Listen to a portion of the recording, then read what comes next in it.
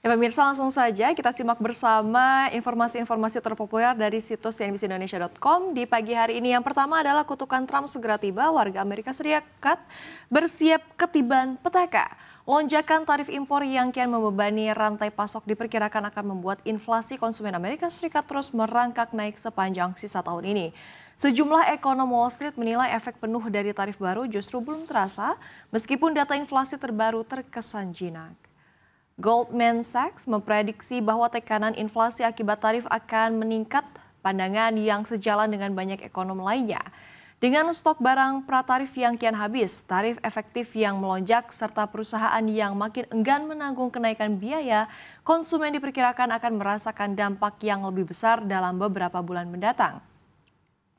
Presiden Amerika Serikat Donald Trump pada Selasa mengecam Goldman Sachs atas riset yang dirilis akhir pekan lalu yang menyatakan konsumen akan terkena dampak tarif yang lebih kuat hingga akhir tahun. Ekonom David Merrickle membela analisisnya dan menegaskan perusahaan tidak gentar dengan kritik Trump. Dalam unggahan di Truth Social, Trump bahkan menyarankan CEO David Solomon memecat ekonomi yang menulis laporan tersebut atau mempertimbangkan untuk mengundurkan diri. Laporan tersebut pun menulis jika semua ekonom yang memiliki pandangan serupa dipecat, akan banyak meja kosong di Wall Street.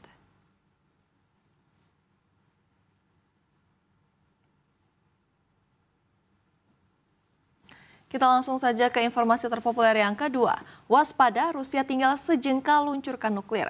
Rusia dinilai memiliki dorongan kuat untuk meningkatkan penggunaan senjata nuklir berkekuatan lebih besar di tengah penguatan pertahanan udara dan persenjataan rudal oleh negara-negara barat. Analisis ini disampaikan Royal United Service Institute, lembaga kajian pertahanan asal Inggris. Dalam laporan terbarunya pada Selasa, Rusia menyebut strategi nuklir Rusia tampaknya berada di titik kritis. Laporan itu menyebut Moskow meyakini kemampuan Washington dan sekutu NATO untuk melumpuhkan serangan nuklir Rusia makin meningkat, khususnya dengan penguatan pertahanan udara dan persenjataan rudal jarak menengah.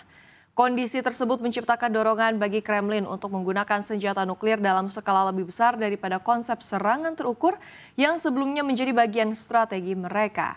Presiden Rusia Vladimir Putin telah menempatkan pasukan penangkal nuklir dalam siaga tinggi sejak invasi ke Ukraina pada awal 2022.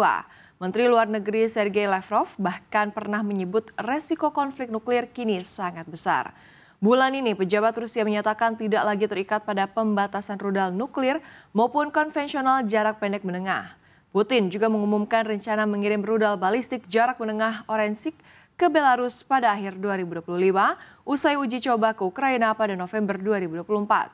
Amerika Serikat dan Rusia menguasai sekitar 90% persenjataan nuklir dunia. Berdasarkan perkiraan Barat, Rusia memiliki 1.000 hingga 2.000 hulu ledak nuklir taktis, sementara Amerika Serikat hanya sekitar 200 dengan separuhnya ditempatkan di Eropa.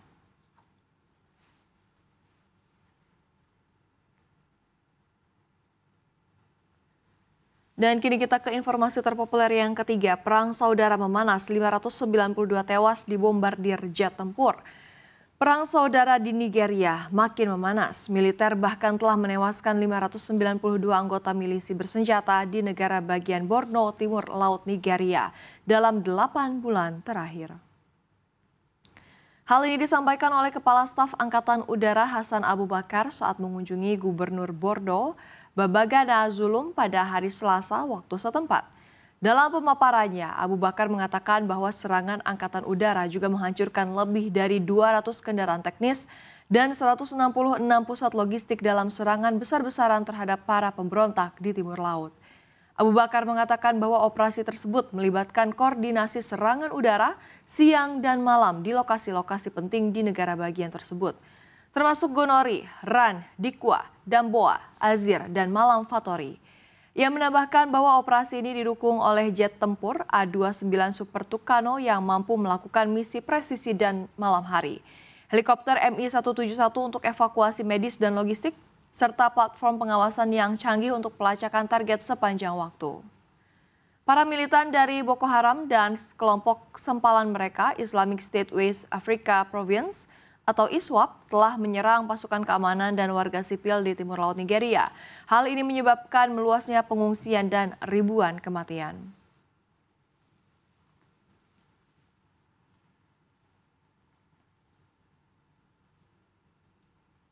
Kita langsung saja ke informasi terpopuler yang terakhir. Rekor Bea Cukai gagalkan penyelundupan 30 miliar rupiah. Direktorat Jenderal Bea dan Cukai bersama dengan tim gabungan membongkar peredaran barang ilegal senilai 30 miliar rupiah di Pelabuhan Rakyat Taman Raja, Tungkal Ulu, Kabupaten Tanjung Jabung, Barat Jambi. Dalam keterangan resminya, Dirjen Bea dan Cukai Jaka Budi menjelaskan dalam pengawasan yang berlangsung pada tanggal 10 hingga 12 Agustus 2025, Bea Cukai dan tim gabungan menemukan 2 kapal bermuatan yang tidak sesuai dengan dokumen manifest. Adapun muatan barang berupa tekstil dan produk tekstil atau TPT, balpres berisi pakaian bekas, dan barang lainnya. Total temuan diperkirakan sebanyak 10.000 koli dengan perkiraan nilai barang lebih dari 30 miliar rupiah. Meski dokumen kapal mencantumkan barang-barang tersebut secara resmi, tetapi hasil pemeriksaan di lapangan menunjukkan adanya ketidaksesuaian antara muatan yang dilaporkan dengan barang yang sebenarnya diangkut.